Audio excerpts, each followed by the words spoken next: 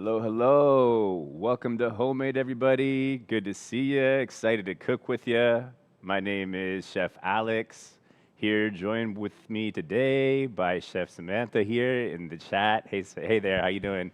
I'm doing good. Excited for some burgers. It's a beautiful sunny day outside, so it really feels appropriate. Definitely, the sun poked at us, and it's. I feel like we're definitely approaching burger season. I feel like as soon as it's like May, people in Seattle freak out. They're like, the shorts are coming on, like the grills are coming out. We're definitely in that mode here. And what I love about this recipe is like smash burgers are something that may feel like a little bit intimidating, but they're actually super easy. And what better thing to go with them than like a classic side, like a potato salad? So thanks to our friends at Dorot Gardens here today who have all kinds of really amazing products in the frozen section.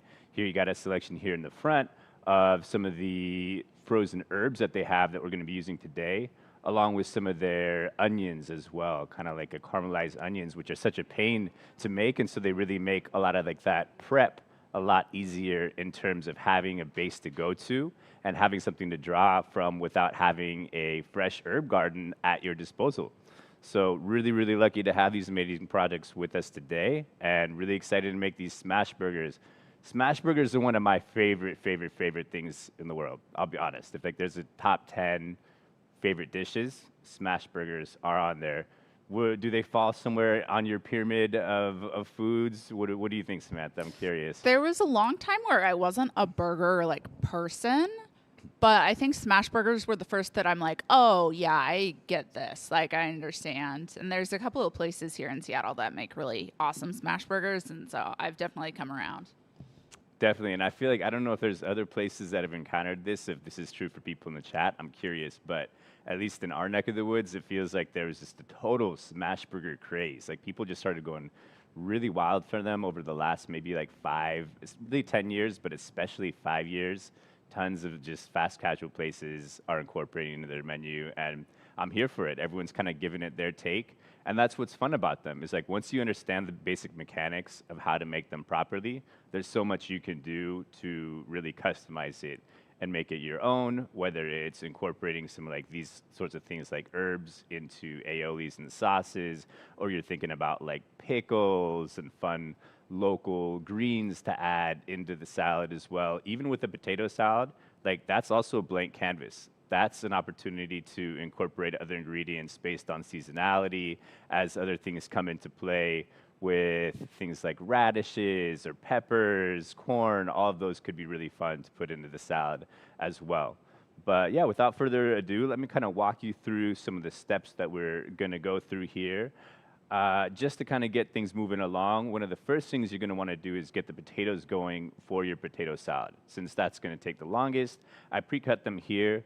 We've got some nice Yukons, and we just cut those in half. And we want to use a Yukon or something like that because it really holds a lot of its body very well as you're mixing it with the other salad ingredients, especially something very saucy, something that's got like a fair amount of mayo or in this case yogurt. So as opposed to like a russet, right? Because that'll fall apart more. Totally right, exactly. It's got kind of like a very high starch content, but it'll start to get kind of mealy. These really hold together much better. And so we are bringing this to a boil from cold, and that's to help ensure that we have an even cook. The other thing that we did is that we salted the water, and that's going to help season the potatoes a little bit. Since the potatoes have such a high starch content, they're very bland. Unless we help season them a little bit, and doing it at this stage helps a little bit by adding the salt. So we're just getting to a boil. We're probably about a minute or two out. We're going to want to cook these for at least about 12 minutes until they're kind of fork tender. So we'll keep an eye on those. But in the meantime, then what we're going to do is talk about some of these other fixings. We've got some of the base for the dressing for the potato salad. And we have also some chopped up celery. You're going to want to chop that up fairly fine. Now would be a good time to do that as the potatoes are cooking, if you haven't already. And then we are going to mix that all together. We're going to chop up some green onion here. and then we're going to incorporate some of the herbs from Dorot, and then we're going to move into starting to make our burgers. And so we've got here a flat top. That's very, very crucial. Your cooking equipment and what you're going to use is absolutely, absolutely key for a good smash burger. A nice flat top, if you don't have a nice griddle like this, a cast iron, a skillet, is going to be your best option. And the reason for that being is that they really retain heat very, very, very well. And in order to get a lot of the components, we'll talk a little bit about some of the science of making a smash burger. You're going to need a pan like that. You cannot do a proper smash burger on, say, like a non-stick. First of all, you're going to probably ruin your pan, and it's just not going to be the same in terms of like the caramelization. So cast iron or skillet is crucial. And then as we are getting that heated up, we're going to be making our basically like the meat mixture and seasoning that just a little bit. And then we're going to move into smashing. And then at that point, we can also, like as we're waiting for these potatoes to cook, that's a good opportunity just to start getting our fixings ready for the burger, cutting our veggies. Because once you start cooking these smash burgers, it's really like an instantaneous thing. That's one of the awesome things about it. It's like from raw meat to cooked burger, you're talking like 3 minutes max. It's a quick thing. So if you're looking to feed a crowd, if you're hosting a bunch of people, it's a great thing to consider in that sense too. And so here we've got some tomatoes. Those are kind of like the classic fixings, right? You got your tomatoes, you've got your iceberg lettuce here, and then I've got here a little bit of white onion. I'm kind of like a traditionalist. I like that. In addition to also, we have some of like the sauteed glazed onions, so you're getting kind of that flavor from many different angles with this one. But you can customize it as you want, right? We can also make aiolis here. We have one that we customize just a little bit here. But in the meantime, while we're waiting for these potatoes to heat up and start cooking, we'll slice some of our tomatoes. And I'm curious, what are some of people's go-to fixings on a burger? What are like your must-haves? And then what are like your more kind of, I'm getting a little bit more adventurous. This one maybe isn't a classic, but something that you also like on a burger. Curious, drop them in the chat. There's lots of people talking about making some turkey smash burgers. Here for it. And I was saying that I thought it would be really good with like a glazed or caramelized onion and like a cranberry relish, some arugula. That sounds really good to me. Cranberry relish. Yeah. Delicious. Or like lingonberry jam, you know. Here for like it. you can get from a certain large furniture retailer. Yeah. I'm here for it. What else, people? I'm curious. A lot of people like pickles or grilled onions, sauteed onions. Totally. Egg on their burger, Yep. like a fried egg. Classic. Maple bacon jam, so Ooh. good. Definitely. I love that on a breakfast sandwich. I think is super good. Bacon is just such a classic, easy answer, but if you can get a hold of like some very, very thick bacon from the farmer's market or something like that, so good on a burger. And so I'm chopping up this scallion here. This is what's going to go into the potato salad. And I'm just kind of getting this ready. Since I'm just chopping all my veggies, might as well get that out of the way. And then we'll move into getting our burger meat ready. And I feel like with smash burgers, for me, I'm someone who, when it comes to my meat and my protein, I usually don't like to overcook it. I usually like to cook it as minimally as possible. It's one thing if you're talking about like a braise and cooking something low and slow, but in general, like if we're talking about red meat, I'm typically cooking it very, very little. And I like things medium rare even. But with the smash burger, it's almost like you're going for like the opposite effect. You're going for those almost like burnt, crispy bits. It's totally like not the typical effect that you're going for when you cook like many meat dishes. But there's a lot of like fun science behind that deliciousness. You may have heard us in other classes talk a little bit about Maillard's reaction. And that's the science of what's happening with these smash burgers, of what's creating that deliciousness. And so since we're using smaller patties than you would for like a traditional thicker, nice, juicy burger, and what you're doing as you smash it is you're creating more surface area. And that surface area, as it's cooking, is basically browning. And that's what's kind of creating that almost like caramelized, tasty, crunchy brown bits that you're getting from the smash burger. And it happens so quick. And yeah, Yeah, we're just gonna. What's up? Oh, I was just gonna say, it feels like a smash burger is good for like a weeknight too, especially if you're not cooking for very many people, because it cooks so much faster. That Totally. yeah, easy. It's a perfect weeknight meal. Definitely, I agree. And then the other thing to think about is like, I live with a vegetarian, and so I'm always thinking about like, what can I do to do this with like plant-based alternatives. And I've experimented a little bit. It's not quite the same, but you get a lot of the same components of doing this exact same recipe, but with a portobello mushroom. And the difference being is that like the portobello is going to take a lot longer to cook. And so you're going to keep pressing it in the same way that you would with this beef burger, but you're going to have to keep flipping it, and you probably have to do that several times. So it's going to be like double the cook time, if not more. But it's still really, really delicious. You get like a lot of that umami flavor and the same notes of like that char that you do with a traditional smash burger.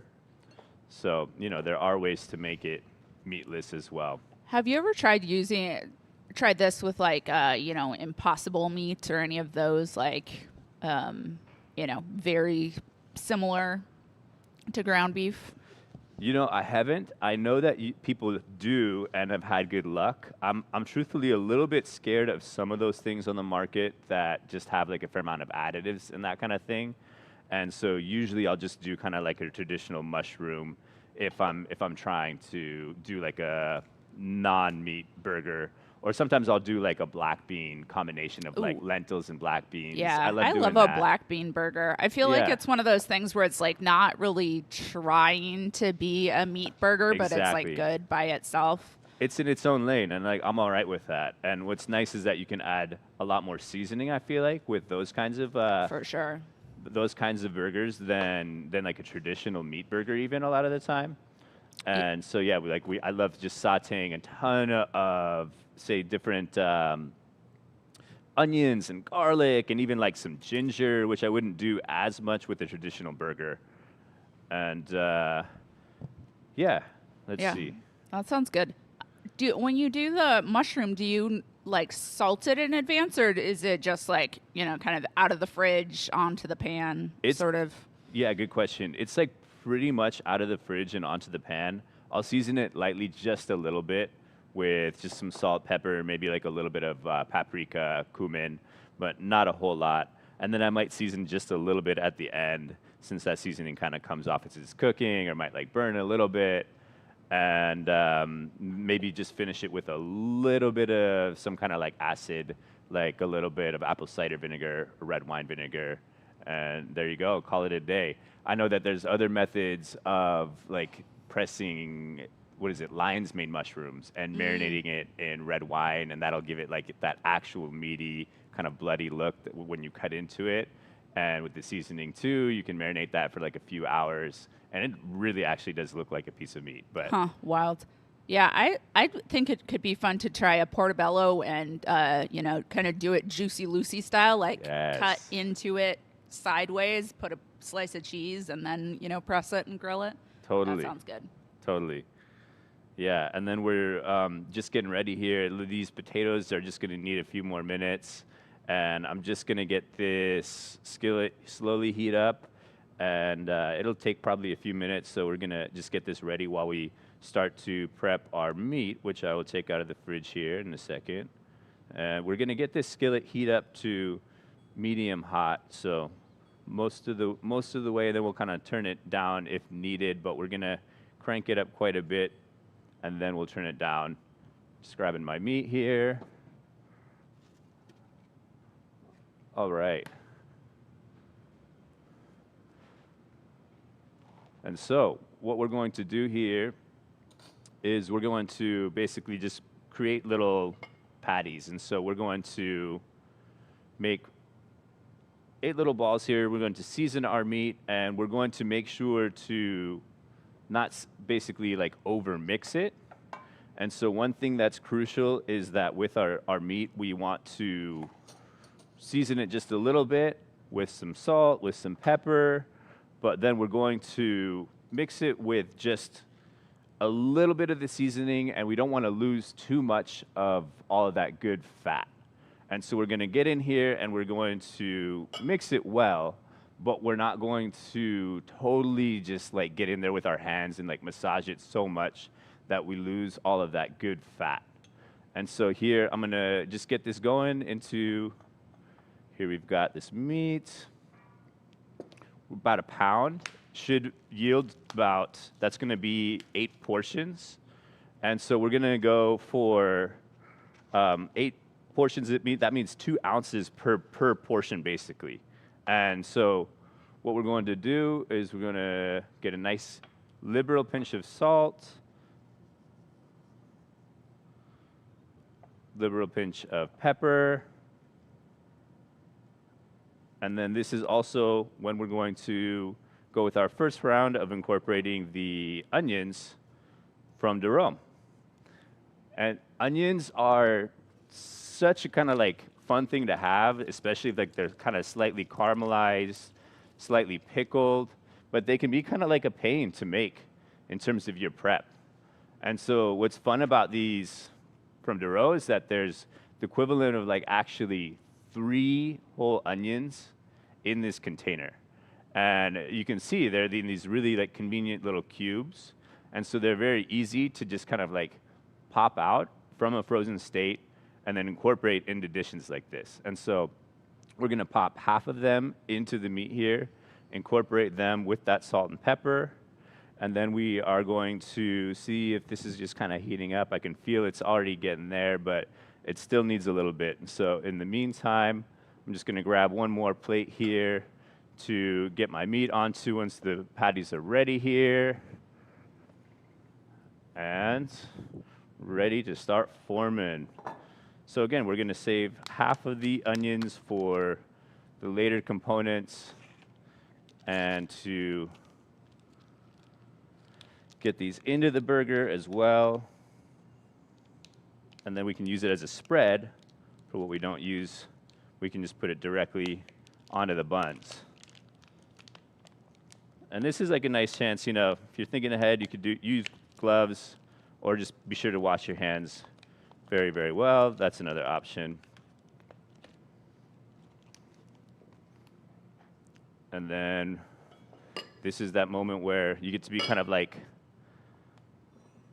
an adult in your child moment of massaging and getting in there, kind of like adult Play-Doh with the cooking in many ways. And so we're just gonna get in there and incorporate well. This would be best done in a bowl, but we're here just working with limited real estate and just want to show you very quickly how to do this. You're not over mixing again, you're just kind of incorporating slightly. We want to make sure that fat stays nice and cold.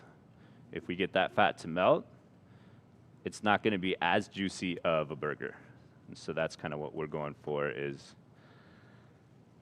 just mix as minimally as possible. And these onions, I can already smell what they're doing in terms of the seasoning to these burgers. They're doing quite a bit. And we're looking at, for the sizing, it's just over a golf ball size, so it's going to be, we're looking at about like that. It's about a 2 ounce portion. We'll get them into nice balls. And then the other thing you want to have on hand for this at this point is your press. I've got meaty hands, so I'm not going to pick up this press to show you at the moment, but it's over here next to the cooking potatoes, and it's a nice, totally flat surface press. And the other thing that you're going to want to have on hand here is you're going to want to have some parchment paper, and that's going to really help ensure that you don't get too much sticking to the meat, and that you're able to really like flip it easily. Because otherwise, what you're going to have to do is just going to have to peel off tons of just basically burnt meat off of the grill weight or whatever you're using. And so the parchment is going to help prevent that.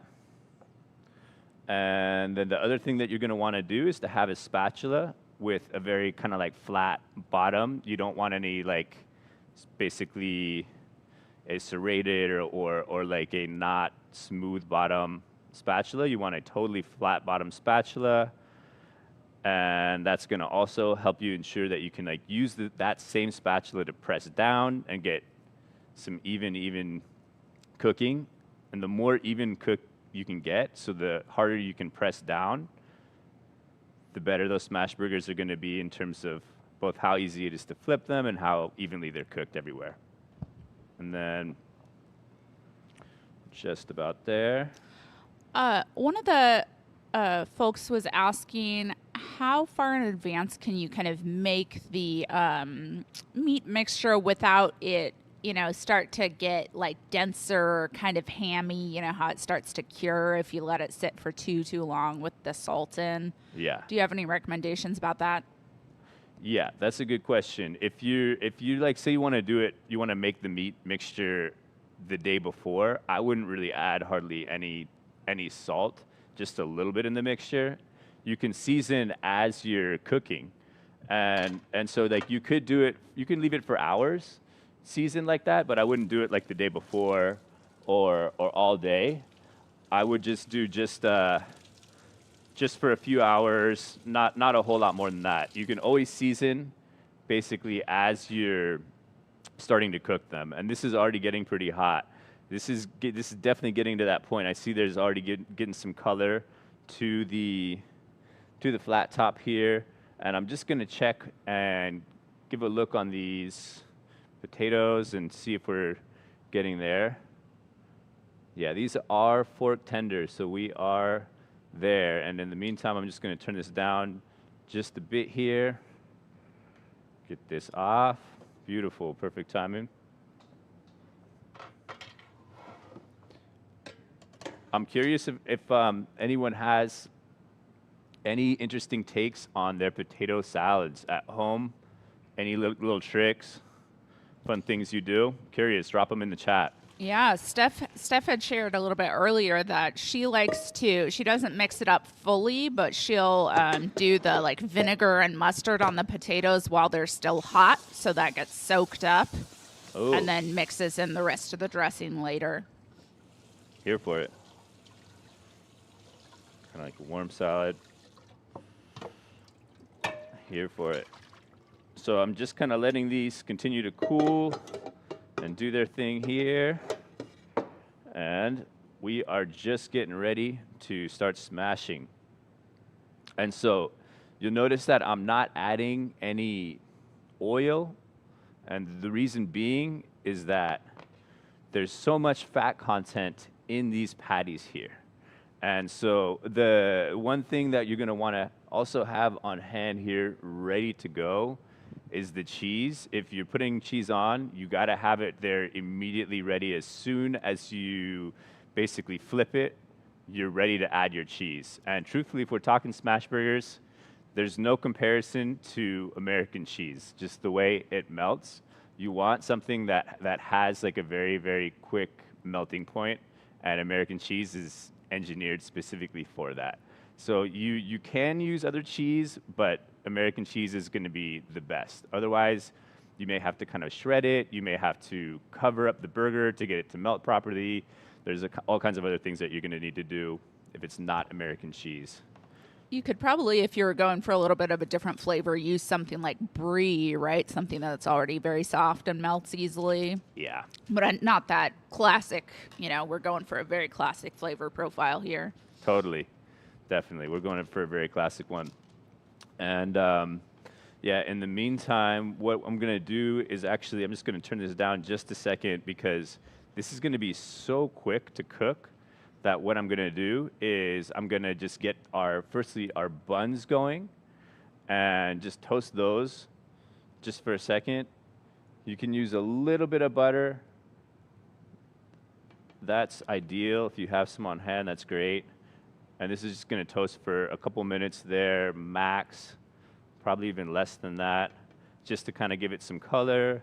And this is what happens if you don't use oil like that. You wanna like use a little bit of oil, be very, very careful. Just like a little bit of butter is gonna do the trick so you don't stick like that. But yeah, just a little bit of color. And then in a second here, I'm gonna also just mix some of the ingredients for the potato salad. And so we're gonna get going with those herbs. So in here we have a little bit of apple cider vinegar, some honey, some mustard, some scallions. Here we've got some onion powder. And then just got a little bit of color there. That's kind of more what we're going for, right? And again, that butter, oil, that's really gonna help. We're being fast and loose here, but you can be a little bit more thoughtful at home. And then here we have, this is our yogurt and mayo base. We're gonna get that mixed in there. And then we're gonna go in with these herbs here from Dorot. It's so nice to have something like that. A lot of times, like I feel like a lot of us, we buy herbs for a specific recipe, and then what happens is that they just kind of end up dying at the bottom of the fridge, which is super sad. And what these little packets allow you to do is like only use what you need for each recipe and not have to have herbs die at the bottom of the fridge anymore. I know. I feel like when herbs die at the bottom of the fridge, they're just like silently judging me, Totally. even though they're not. I'm just not silently judging myself, but I like how these are, they're flash frozen at the peak of freshness. So it's nice to have that good flavor, but in a more accessible and, don't have to plan your entire week around using a whole bunch of dill or something. Totally. Exactly. No, yeah, you don't have to plan your entire week around what veggies you're using for a couple little recipes. I'm here for it. So you're using a couple dill, more of the basil, and more of the parsley. And what's so nice about these, look how easily they just pop out. Boom, boom, boom. And this is from a frozen state still, and they'll kind of thaw as we're mixing these ingredients in there. Pop, pop. And you can just point it straight down, and they'll pop straight into. Pop, drop, and done, huh? Pop, drop, and done. There we go. Pop, yeah, drop, and done. The pre-portioned is nice, especially if it's in the freezer. Yep. It's easy as that. Pop, drop, and done. And so I can feel these herbs starting to thaw. We're just going to kind of keep mixing these. We're going to drop in this celery. And then I'm going to mix in these potatoes and just have them ready to go. And then the other thing I'm going to do is I'm going to quickly just kind of cut up some of that lettuce just so that I have that also ready to go for these burgers, because that's going to be so quick. Like I said, these burgers are going to cook almost instantaneously. And we'll get in here and we'll mix these potatoes. And ideally, you want to, since we're kind of rushing this, we'll cool these potatoes more. And the other thing is that when you're doing this at home, if you're letting this potato salad sit for longer, 30 minutes at the very least, or longer, it's going to do great things to the flavor and really allow all of those delicious herbs to meld with the rest of the ingredients. So time is going to be your friend with this one. Make this one ahead, and it'll do great things. Do just a little bit more seasoning here. Cut some of this lettuce, and we're good to go. All right. And I'm someone who, truthfully, I love a good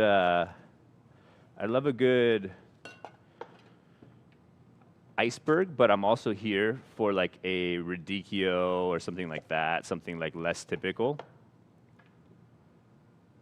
And let's see here. we'll just kind of cut it very, very thinly. Just kind of like that. Ooh, you're a shredded lettuce person, huh? As opposed to a leaf? I'm a shredded person, but you know, hey, to each your own, right? Get that going. I'm an arugula person personally, but Oh, yeah. I hear it. I'm here for arugula. I'm here for also even like, maybe not kale on a burger, but on the right one, I think so. All right. Then Chef Samantha, would you mind actually just grabbing me a glove? sure, no Thank problem. you so much. Just here with the meatiness, I'm just realizing that would be amazing to have. It's nice to have friends in the kitchen here. Not all of us are blessed, right? But when you got extra hands, use them. Thank you so much. Appreciate it. All right. Nice to just have gloves for this portion as you're kind of quickly going through forming these guys. And so I'm just going to heat this up just a little bit more. I turned it down just a bit. But we do want this at a medium hot temperature. Want to make sure that we scrape off any of the little bits of bread or anything else that you have on that skillet.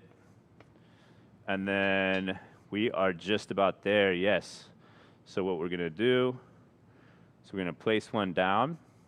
Then the other thing to have is a bench scraper. If you have one of these, this is really, really, really great to have to kind of like remove the edge bits as it's cooking. And so we're gonna get that going here. We're gonna press that down. And then we're gonna, here we've got some parchment.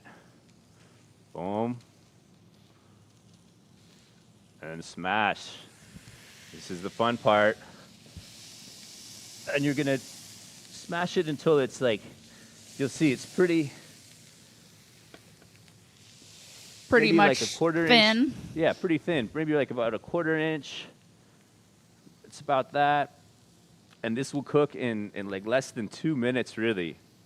And so And the parchment paper, that's there just so it doesn't stick to the press. Is that right? Totally. Yep, that's it. And then we're just going to get this one here. Boom. And then this one is, the first one is almost ready to start using the bench scraper. Oh, and those onions, oh wow, the smell of those onions, I can already smell them doing their thing. They're really incorporating into the flavor of the burger, I can tell. I'm gonna give it just a little bit more seasoning because I wasn't super liberal. I didn't have a big mixing bowl, so I was being a little sheepish with incorporating the seasoning, so I'm adding just a little bit more. And this first guy is just about there in terms of getting this bench scraper. It smells so good. And then this is when you can kind of use a spatula or some hot holders.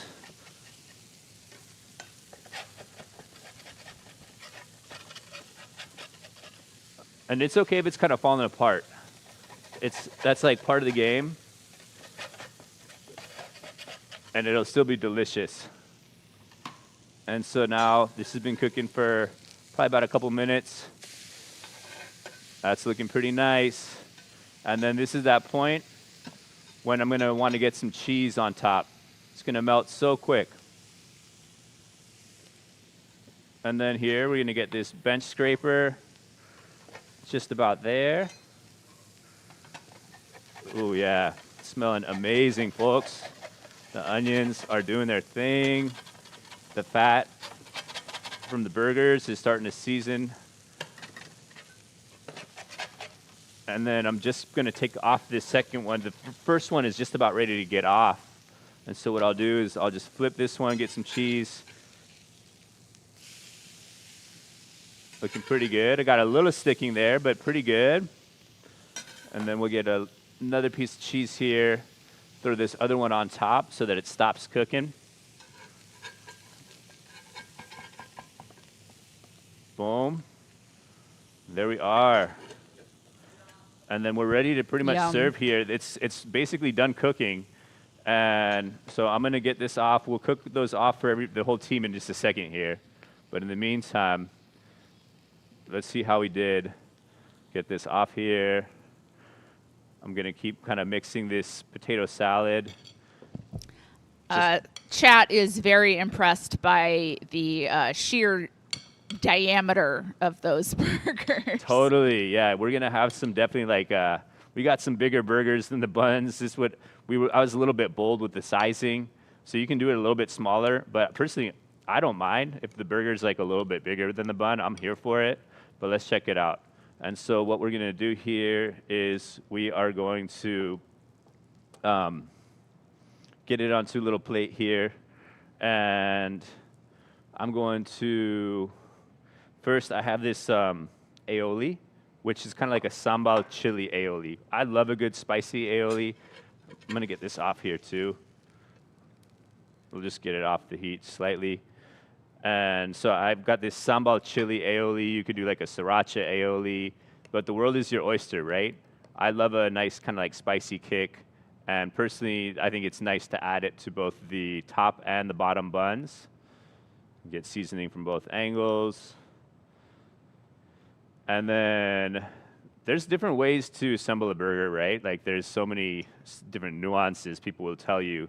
But personally, I'm someone who I think you got to put the fixings on the bottom. It makes it so much easier to eat, in my opinion, versus when like the fixings are just kind of like sliding all over the place on top of the burger itself. And here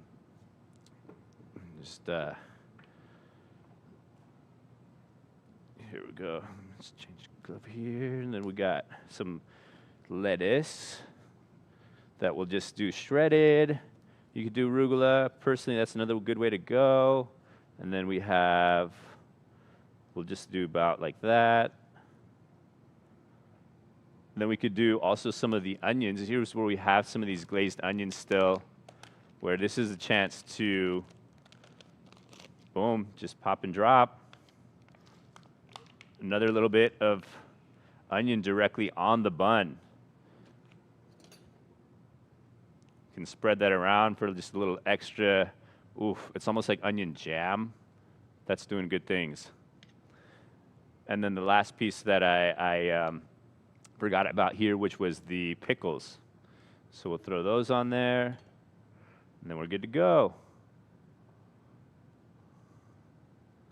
Boom. Looks and smells incredible. We'll see how we did. All right. There is that. We'll get just a little bit of bite of this potato salad here. This is one I feel like as we approach barbecue season, maybe people have like memorial plans. Both of these would be perfect for all the little barbecue situations, hosting people, going to barbecues. I'm gonna try these potatoes first. Let's give it a try. All right.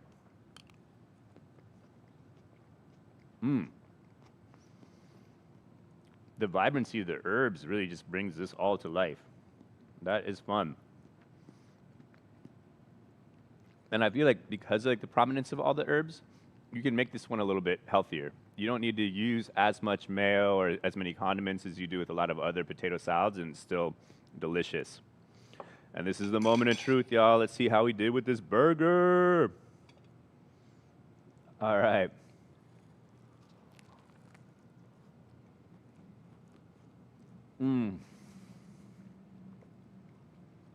That hits all the right notes.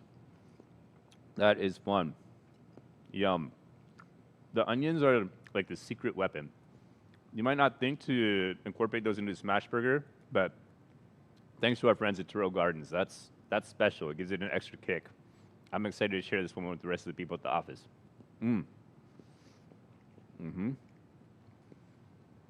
So again, thanks to our friends at Dorot Gardens. And you can find this class and all of our classes in the on-demand. And you can join us for our next class on the 29th, which will be one-pot gochujang beef bowls. Thanks so much, everybody. Have a good one.